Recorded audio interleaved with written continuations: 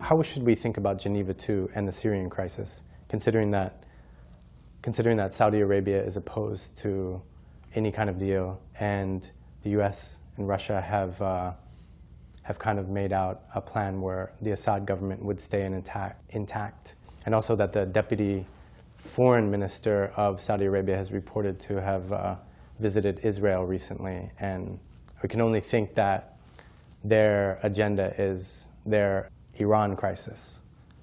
Well, I think the Saudi-Israeli relationship is developing on the basis of opposition to Iran. It doesn't really have to do with Syria. Israel has shown no indication that it wants the rebels to win in Syria, nor, incidentally, does the United States.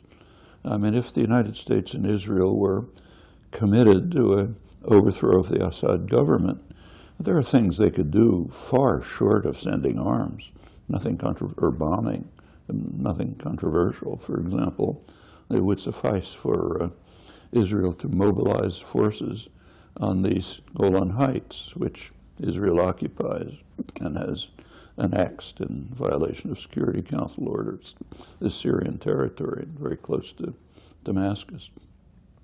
If Israel mobilized forces there, the Syrian government would be compelled to move forces to the south, relieving pressure against the rebels. That's one very simple thing that could be done, but there's no talk of it because there's no interest in having the Assad government fall. As far as Israel's concerned, it's pretty happy just to see Syrians kill each other, and there's no indication that they want to change that. With the Syrian crisis looks like Syria is plunging into total suicide. It's an utter disaster. And the only small hope, and it's very small, is for some negotiated settlement of the Geneva type. Exactly what, it's hard to imagine that any settlement would not allow some position for the Assad government in a transitional stage.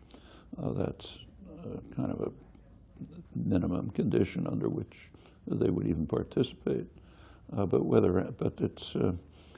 it's very hard to see if the rebels can even find a representation that would appear in Geneva, or even if they want to. It's a very shaky possibility, but it's actually the only one that I can see that has any hope of saving Syria from a plunge to even worse catastrophe than today. I mean, what's happening in Syria is that the country's just being partitioned. The Kurdish areas have formally declared autonomy. They've been battling with the rebels, in fact, and possibly they might seek some kind of link to Iraqi Kurdistan, although that's tenuous as well. The rest of the country is basically divided between the government and rebel forces, and while the lines shift, it doesn't look that either is going to defeat the other. It's a terrible situation.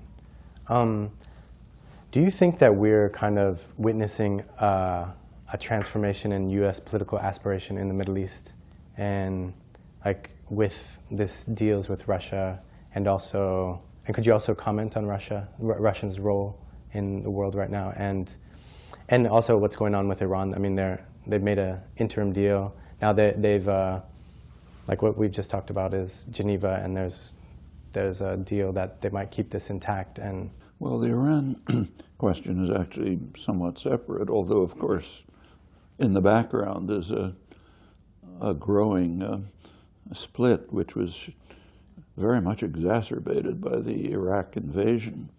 A Sunni-Shia split, which is now spread over the region and is consuming it. That's happening in Syria as well, with Iran and kind of on one side, and Saudi Arabia and Qatar on the other.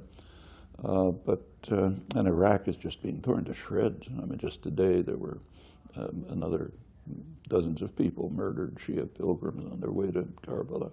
But every day has more atrocities.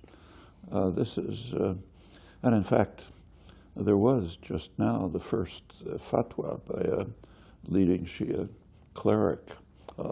He's actually based in Iran, but it's Iraqi. It's connected to Iraqi Sadrist forces, a fatwa authorizing the Shiites in Iraq and Iran to fight in Syria. That's another escalation of the war and of the Sunni-Shia split. With regard to Iran, there's a separate issue. I mean, Iran in the West, in the United States and its allies, in particular Israel, Iran is described as the gravest threat to world peace because of its nuclear programs. But it's worth bearing in mind that that's a Western obsession. It's not true of the world. The non-aligned countries, which is most of the world, have vigorously supported Iran's right to enrich uranium as a sign of the non-proliferation treaty. They just did so again recently at a non-aligned conference in Tehran. If you go to the Arab world nearby, while the Arab dictators are very much opposed to the Iran and its policies, the population has a different view. Actually, there's a recent study. There have been many Western polls. There's a recent book that just came out summarizing them by Shibli Talhami, the leading Western specialist on Arab public opinions. And he concludes, as other polls have shown, that while in the Arab world the population doesn't like Iran, these are hostilities that go back centuries, they don't regard Iran as a threat. A very small percentage regard Iran as a threat. The threat that they see, the population, is the United States and Israel. That's quite different from the Western image that's presented. The image that's presented in the West is that the Arabs support the United States in opposition to Iran's programs. But that's a reference to the Arab dictators, not to the population, which doesn't like Iran, but doesn't agree with this. And it raises a real question what the threat is supposed to be. What makes Iran the gravest threat to world peace? Actually, we have an authoritative answer to that from U.S. intelligence and the Pentagon, which regularly brief Congress on global security.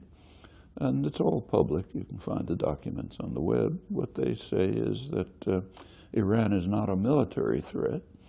It has a very low military spending, even by the standards of the region. It has almost no capacity to deploy force. It has not been engaged in aggressive acts. But it is a potential deterrent, and that's the threat.